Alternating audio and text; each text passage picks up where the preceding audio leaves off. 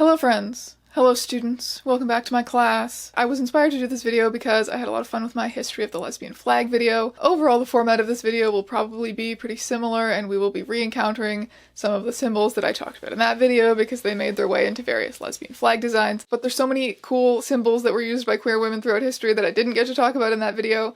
And of course, also unlike that video, this is not just about lesbians, this is all kinds of symbols that were used by queer women.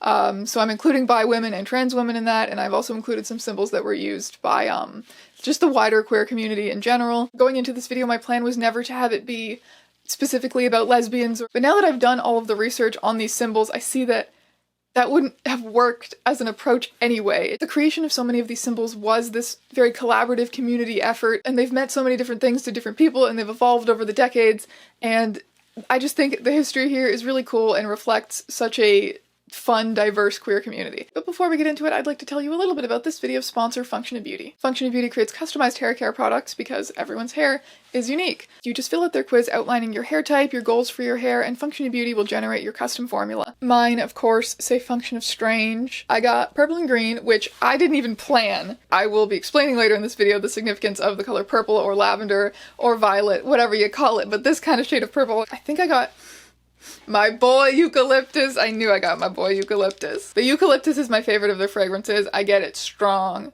Strong eucalyptus is what I want. The biggest change in my hair that I've noticed over time has definitely been the frizziness. I used to worry about my hair being a horrible frizzy mess constantly. My favorite thing about Function of Beauty though is that the products you use can evolve with your changing hair needs over time. You dye it, you cut it all off with craft scissors at midnight. I've been there. You know that you have a really high quality product that you can stick with. Everything they make contains no parabens or sulfates, is 100% vegan and cruelty free. When you click the link in the description below, you'll get 20% off your first 16-ounce set. That's these big boys right here. I'd also recommend becoming a Function of Beauty member. That way you get all kinds of fun perks like free shipping. And now, back to your regularly scheduled content. The first symbol on my list goes back to the early 20th century, and it is violets.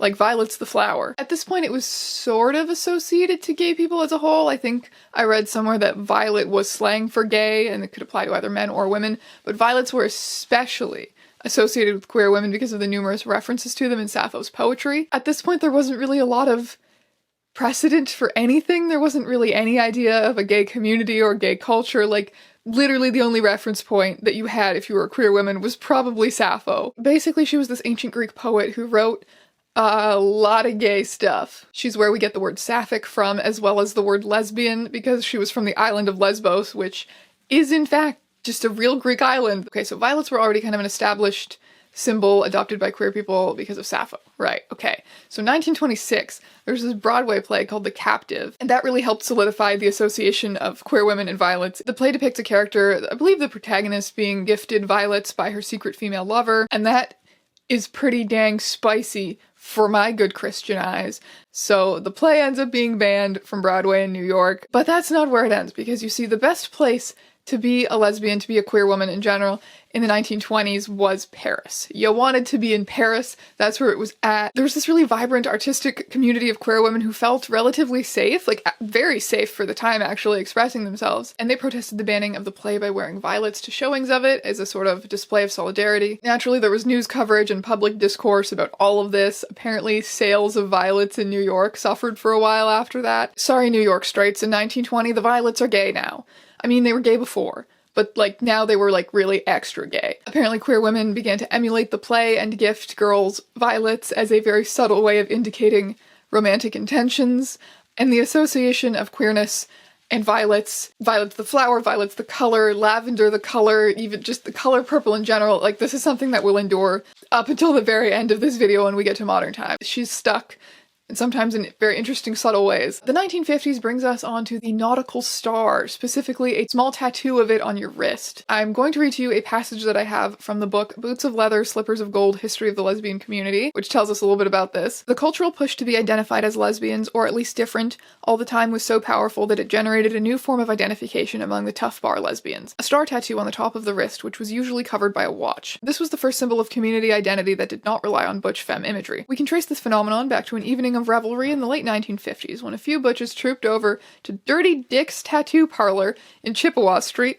and had the tiny blue 5-pointed star put on their wrists. Later, some of the femmes of the group also got the idea one night and did it. The community views the tattoo as a definite mark of identification. So this was obviously specific to probably a small number of queer women, a few communities in America. However, I wanted to talk about it. I find it interesting. This was a time when it was still quite dangerous to be gay in most places. They were heavily targeted by police, their bars were raided often. If you were going out to a gay bar, you were probably prepared to spend your night either running from the police or giving them some very practiced explanations. So it was essential that this tattoo be very small and easily covered up. But at the same time, it takes so much balls to get, like, the lesbian brand tattoo, basically, at that time. So I like it. I find historical butch femme communities sometimes get a bit of a bad rap, but they were interesting and I should talk more about them, and I liked them. Anyway, so we're moving on now to like the late 1960s, early 1970s, which is when we see the labrys show up. The labrys is this double-headed axe. It dates all the way back to Minoan Crete. We don't actually know a lot about Minoan civilization, just that they made a heck of a lot of these things and that they were probably religiously associated with female goddesses. Because of this, the labrys was also later associated with Amazons in mythology. It's pretty consistently been a symbol of female power, that hashtag girl boss energy. So in the 1970s, it was adopted as like this lesbian feminist kind of symbol, which is a great choice. I commend their choices. I think the labrys is cool as heck. I have already in my lesbian flag history video lamented the fact that the labrys is kind of tainted by the widespread adoption of the labrys flag by TERFs, but ooh, oh buddy, I want the labrys back from them. It was very, very common lesbian imagery throughout the 1970s and 80s. As a symbol, I would definitely say it's inextricable from like feminist causes and lesbian feminism, and it's quite political, I would say. But then again, a lot of the ones from this time period are, because obvious reasons. My next one on my list, I've written down lavender menace, which is difficult to explain as a symbol. I guess I mean like the phrase itself, lavender menace, as well as the word lavender and the color lavender and the kind of the next evolution of violets. Violet the flower becomes violet, the color becomes lavender, becomes purple. These associations were still there and were kind of evolving throughout the 20th century. In the 1950s, there was the whole lavender scare. But for queer women, all of this came to a head in 1969. A lot of lesbians were active in feminist causes and feminist circles, fighting for those sorts of causes around the time.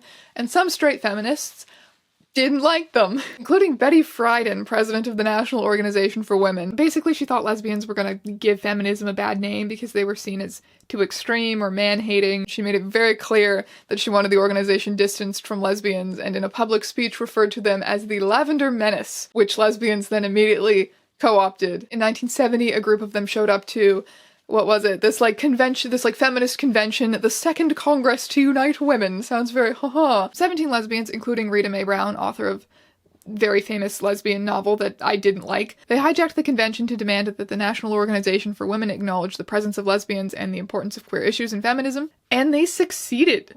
Wildly. The anecdotes that I've read from women who were there, it seems like they actually had a lot of fun and managed to get a lot of the straight feminists on their side. That great day that they had in 1970 really helped to like solidify the association of like specifically the phrase lavender and lavender menace with queer women to this day. There's a lesbian bar in my city called Lavender Menace. There's a like queer women's event I think called Lavender.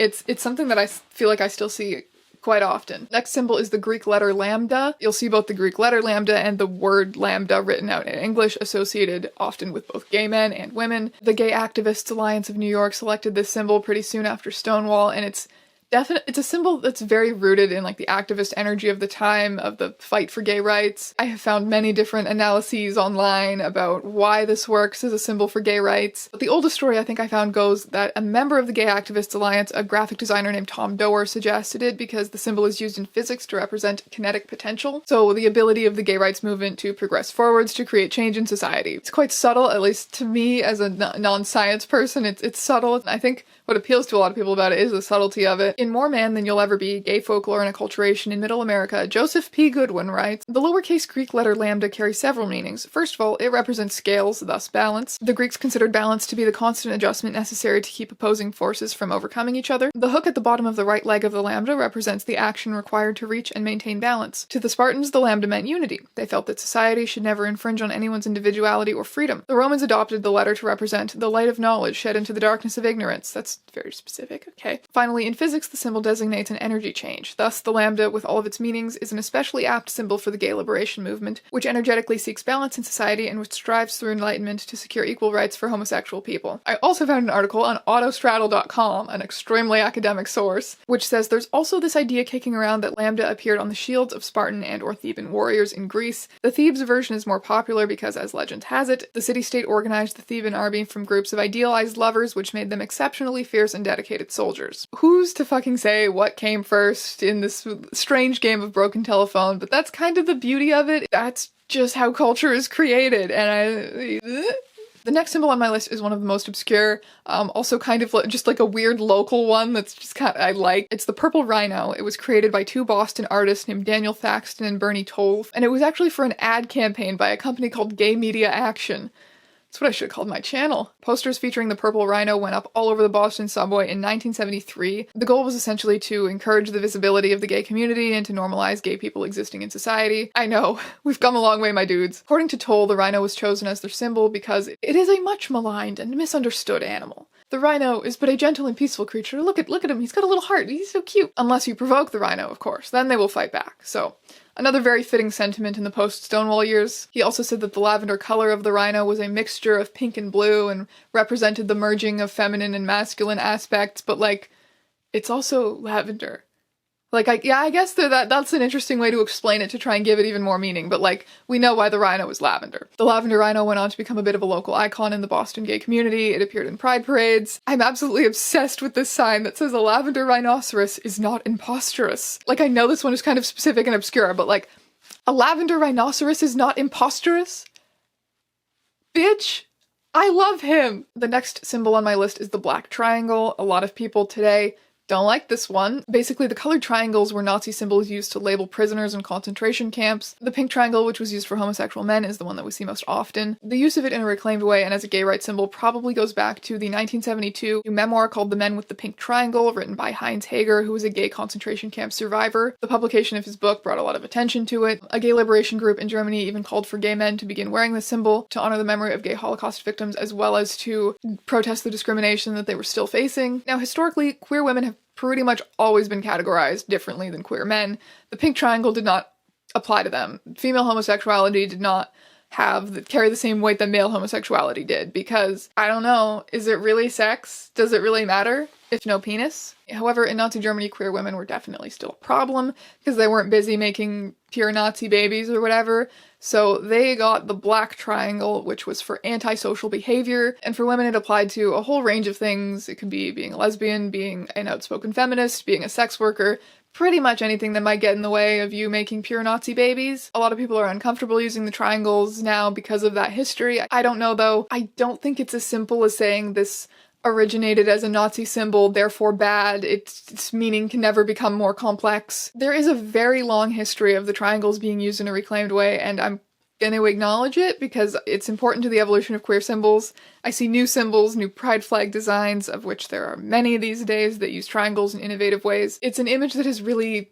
influenced the way that we design queer symbols. Anyway, we are now in the late 1970s, and this brings us to the rainbow flag, the most obvious one. The first rainbow flag was designed in 1978 by Gilbert Baker. It had 2 more stripes than we are used to seeing it with. The pink represented sexuality, red represented life, orange for healing, yellow for the sun, green for nature, blue for art, indigo for harmony, and violet for spirit. I'm not really sure how all those colors represent those things. Indigo for harmony. Okay, yeah, I associate indigo with harmony. We ended up losing 2 stripes along the way. How that happened is quite dumb in both cases. So originally, like the first ever original rainbow flag that was ever made was hand-dyed and sewed by Gilbert Baker. However, when it came to mass producing them, the pink dye was too hard to find. So they were like, okay, scrap the pink stripe. That's too hard to find the dye. So now we're left with this design as this little obscure symbol that is maybe gaining a little bit of popularity within the gay community at this time. In 1979, the assassination of Harvey Milk happened, which was a very traumatic moment for the gay community and led to many increased efforts to promote solidarity and pride, including the adoption of Baker's flag as a more official symbol to unite under by the San Francisco Pride Parade Committee. That year, they adopted the colors of the flag for the different segments of the Pride Parade. However, they couldn't fit the indigo, so bye, indigo. That's how we got to the version of the rainbow flag that is popular today. Sorry, Gilbert, but I think that I personally, as discussed in the lesbian flag video. I'm really pushing you there after this video if you haven't seen that one yet. But I am a proponent of less stripes is generally better when it comes to pride flags. Next symbol that we see starting to be used around this time is the double Venus for queer women. So you take this symbol, it's used in science to represent the planet Venus. It's used in science to represent the planet Venus or the female sex. You got two of them, you put two of them together, they're interlocking. It's pretty fucking gay in my opinion. I found one source claiming there was originally a bit of drama because the interlocking Venus symbols were already used in feminism to denote, like, female solidarity. So then they changed it, so now 3 interlocking Venus symbols is female solidarity and 2 is gay. Cool. Great compromise, guys. Moving on to some symbols which originated in the 1990s. I've lost a shirt and gained some Garfield Eats cups. It happens to all of us. On a Tuesday afternoon every once in a while. The biangles. It's triangles, but bisexual. This one is honestly the most mysterious one on my list. I do not know who made it or when. And now I know what you're thinking, Tia, you've obviously missed something because whoever created the symbol did so using the colors from the bisexual flag, so that had to have come first. You'd think, now wouldn't you? I sure did. Well, you're wrong. And we're all wrong. I've seen this symbol pop up recently and I assumed it was like, I don't know, someone's random edit from Tumblr that caught on, you know, the triangles are an established symbol, the bisexual flag colors are an established symbol. I was like, this is someone's random edit from Tumblr that caught on. And then I found a source dating it all the way back to the mid-2000s. And then I found this other source talking about it that was like, trying to decipher the meanings of the colors as if it wasn't aware of the bisexual flag. And I was like, well, that's funny. Bi flag colors are based on this. This fucking triangle, whatever, was a popular symbol for bisexuality before the flag. And nobody knows where it came from or why it was made. At least, not on the internet, they don't. Please stop clawing at my lights. Son, you rat. Son, you rat. I will shame you in front of the internet. You're cute, though. You're cute though. I annoy you.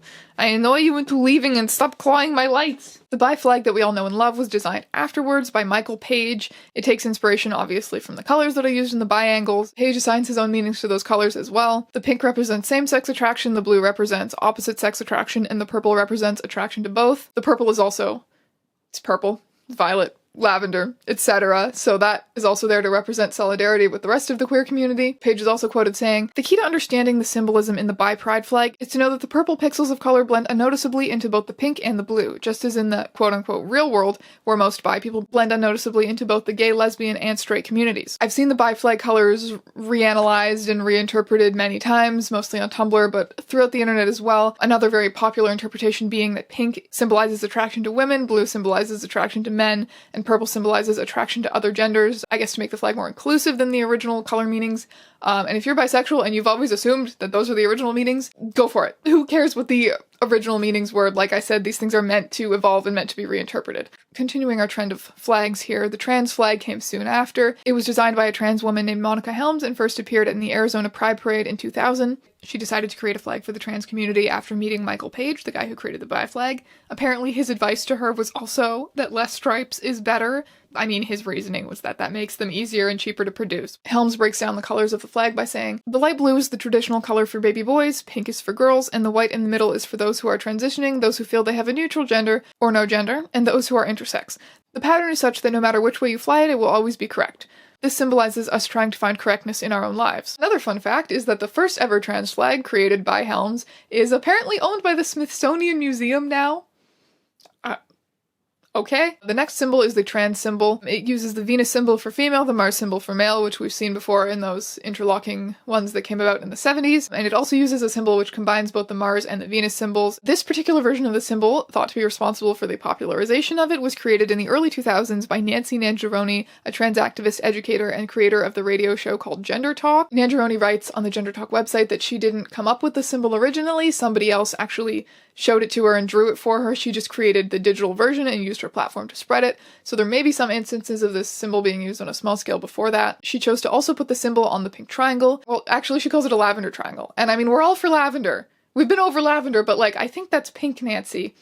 Whatever. Colors are literally a spectrum. The triangle of ambiguous, but unambiguously gay color is to symbolize solidarity with the gay community. And the blue of the symbol itself is just because she thought it looks nice. Another symbol which has also since been derived from this one is the trans feminist symbol. This symbol, get this, combines the trans symbol and the feminist symbol. A little bit of context on the transfeminist symbol and transfeminism. The term was coined by Emi Koyama in the year 2000 in her essay The Transfeminist Manifesto. It simply defines transfeminism as a movement by and for trans women who view their liberation to be intrinsically linked to the liberation of all women and beyond. She also clarifies that you do not have to be a trans woman to support transfeminism. You can still slap a transfeminist bumper sticker on your pickup truck if you're a manly lumberjack cis dude, and you know what? You should. So basically what it boils down to is, do you support women's rights and feminism?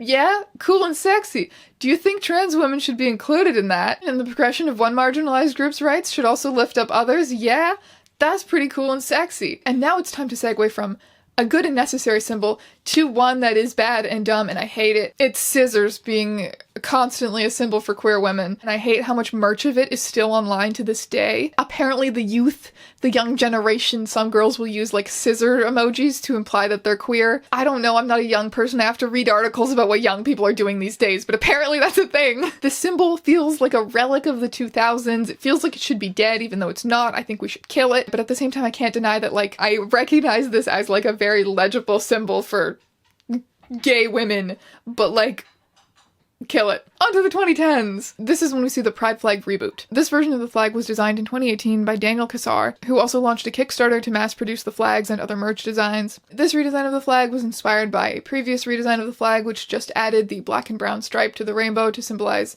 or to emphasize the specific struggles of black and brown queer people. It adds those black and brown stripes, but also adds the trans flag colors. The goal of this being, according to the Kickstarter, to shift focus and emphasis to what is important in our current community climate. The trans flag and marginalized community stripes were shifted to the hoist of the flag and given a new arrow shape. The arrow points to the right to show forward movement, while being along the left edge shows the progress still needs to be made. And like, it's true.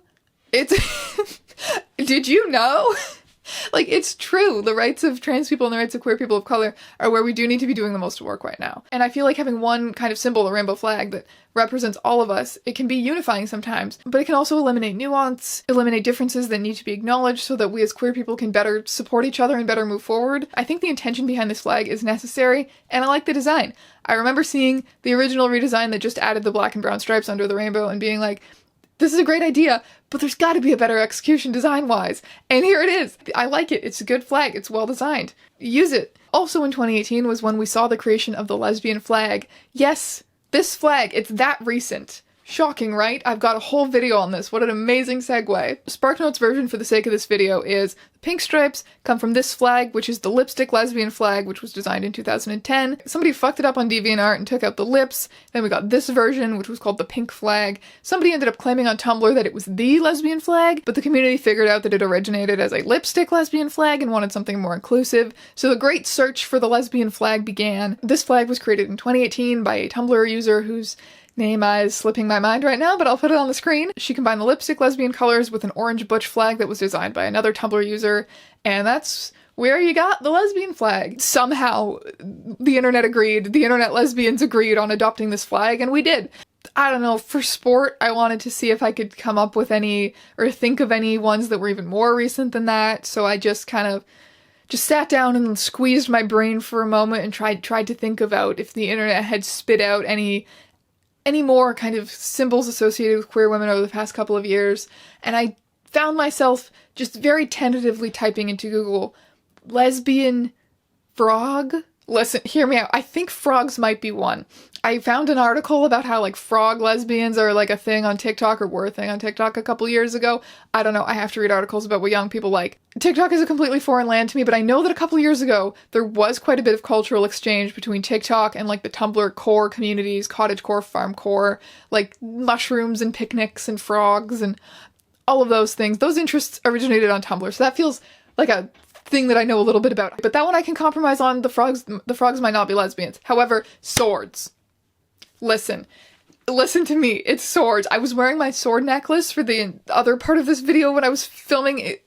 I looked at the footage and it just looks like a cross the whole time. His real name is Strange, has not become Christian. I was trying to do a sword lesbian moment, and I can't tell you where the idea of the sword lesbian originated in the past couple of years. I think it was probably adopted very naturally because there's pre-existing weapon imagery in this community. We know this. There's the general love of strong badass women. No, I do not have Gideon the Ninth brain rot. No, I do not. I do, but I know it has nothing to do with this at all. Okay, people recommended that book to me. on the premise that it has sword lesbians. Like, this was a concept that was established already. If I see a girl wearing a sword necklace or sword earrings or like swords, it's swords.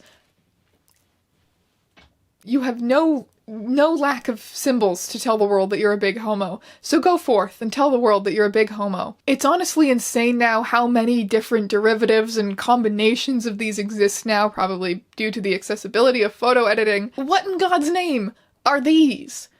I can't tell you, but they're definitely gay. We've definitely created this kind of established language of queer symbols, queer motifs that you see over and over again, the Venus and Mars symbols, the triangles, the striped flags. That's something so ubiquitous that I feel like you don't even think about it. Why did we do striped flags? Gilbert. Getting into all of this has been really interesting for me. I hope that you found it interesting as well. Thank you ever so much for watching this video, my friends, and I will see you in another one very soon.